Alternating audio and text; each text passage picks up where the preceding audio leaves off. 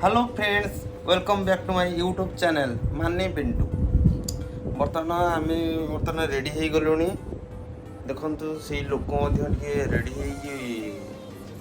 सारे रेडी हबार मुझे बाहरलु भुवनेश्वर अधा जाए जीवु आ पूरा फुल भुवनेश्वर जीवनी हाफ भुवनेश्वर जीवु कौन पे जीवु से बाबद मानी कह गाड़ी बसला ମୁଁ କହିଲି ମୁଁ ଏକା ଗଲେ କାମଟା ହେବନି, ତମେ ଯିବାକୁ ଟିକେ ପଡ଼ିବ।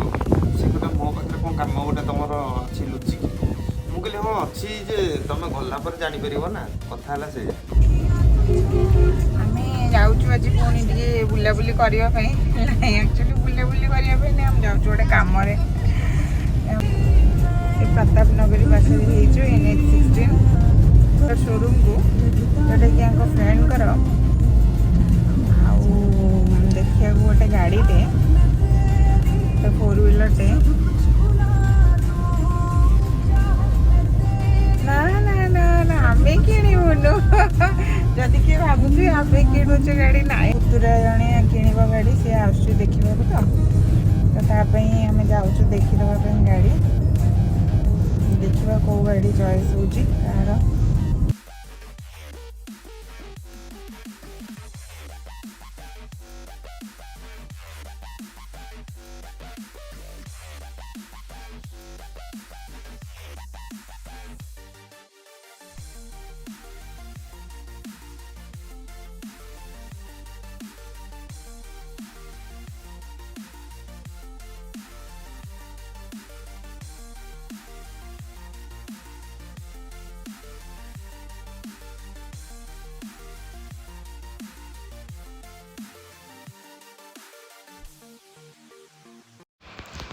ସନ୍ଧ୍ୟା ହେଇଗଲାଣି, ଆମେ ଟିକେ ଖାଇବାକୁ ଆସିଛୁ। ମୁଁ ଜାଣିନି ସେମାନେ କ'ଣ ଖାଇବେ, ଦୁଇ ଜଣ ଦାଦା ପୁତୁରା। ହେଲେ ମୁଁ କହିଛି ତ ମୋ ପାଇଁ କ'ଣ ଗୋଟେ ଭଲ ନେଇକି ଆସିବ। କ'ଣ ନେଇକି ଆସୁଛନ୍ତି ଦେଖିବା ଆଉ।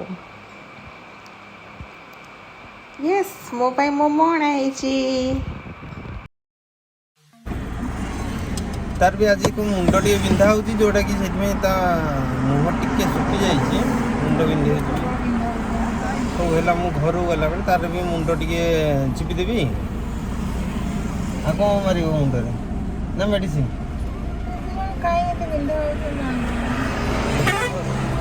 ଏମିତି ମୁଣ୍ଡ ବିନ୍ଧା ହେଲେ ନିଜ ସ୍ତ୍ରୀର ରୋଡ଼ ସାଇଡ଼୍ରେ ମୋତେ ଗାଡ଼ି ରଖିକି ଏଭଳିଆ ଟିକେ କରିବାକୁ ପଡ଼ିବ। ଆପଣମାନେ ଯିଏ ବି ବାହା ହେଇଛନ୍ତି ମୋ ସାଙ୍ଗସାଥି ଗ୍ରୁପ୍ରେ, ଯାହାର ଏମିତି ନିଜ ସ୍ତ୍ରୀର ମୁଣ୍ଡ କି ଯାହା ବି ଖରାପ ହେବ ଗୋଟେ ଲାଜ କରିବନି, ଏଇଭଳିଆ ହିଁ କାମଟା କରିବା ଦରକାର। ଦି ହାତରେ କରିଦେବି, ଚୁଟି ଭିଡ଼ି ହେଇଯାଉଛି। ଦି ହାତରେ କରିଦେବି ତ।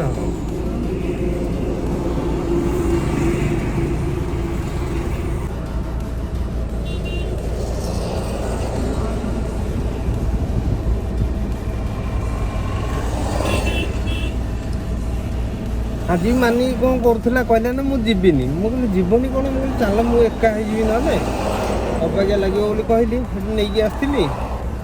ସନ୍ଧ୍ୟାବେଳେ ଟିକେ ଲେଟ୍ ହେଇଗଲା ତ ଖାଇବାର ତାର। ଆଜି ଦିନବେଳେ ବି ବହୁତ ଶୀଘ୍ର ଖିଆ ହେଇଯାଇଥିଲା, ଯାହାଫଳରେ କି ସନ୍ଧ୍ୟାବେଳେ ଟିକେ ଶୀଘ୍ର ନାସ୍ତାଟା ହେଇଥିଲେ ଭଲ ଲାଗିଥାନ୍ତା। ଲେଟ୍ ହେଇଗଲା, ତା ମୁଣ୍ଡ ବିନ୍ଧା ଷ୍ଟାର୍ଟ ହେଇଗଲା। ଏଇଠି ଗାଡ଼ି ରଖିକି ତା ମୁଣ୍ଡ ଟିକେ ଘଷିବାକୁ ପଡ଼ୁଛି ଆଉ।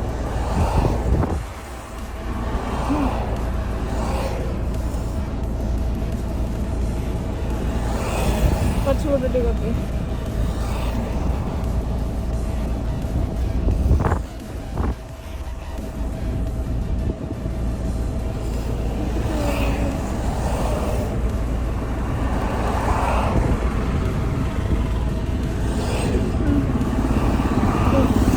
ତା ମୁଣ୍ଡ ଘଷା ବି ଟିକେ କମିଲା, ଗୋଟେ ବିନ୍ଧା ଟିକେ କମିଲା। କହିଲେ ତ ଘଷା ବି କମେଇ ଦିଅ। ମୁଁ କହିଲି ହଉ ହେଲା, ଠିକ୍ ଅଛି ଆଉ।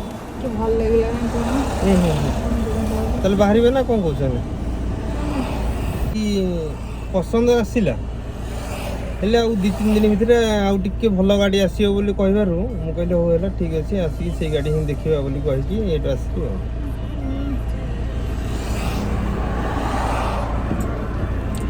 ହଉ, ବର୍ତ୍ତମାନ ମୁଁ ବି ଗାଡ଼ି ପାର୍କିଂ କରିକି ରୋଡ଼ ସାଇଡ଼୍ରେ ପାର୍କିଂ କରିକି ମୁଁ ମାନିର ଟିକେ ଘଷୁଥିଲି। ବର୍ତ୍ତମାନ ବି ହେଇଗଲାଣି, ସନ୍ଧ୍ୟା ହେଇଗଲାଣି। ଗଲେ ପୁଣି ସେ ନାଇଟ୍ରେ କ'ଣ ବାଜିଲେଣି 8:57। ଆଉ ଗଲେ ପୁଣି ରାତି ପାଇଁ ଖାଇବା କରିବାକୁ ପଡ଼ିବ ନା ଅଛି ତ ସେଇଥିପାଇଁ ତାର ସନ୍ଧ୍ୟାଟା ଲେଟ୍ ହେଲା ମଧ୍ୟ ଚଳିବ ବୋଲି ସେ କହୁଛି ଆଉ ବର୍ତ୍ତମାନ ଘରକୁ ବାହାରୁଛୁ ଯିବା ପାଇଁ ଆଉ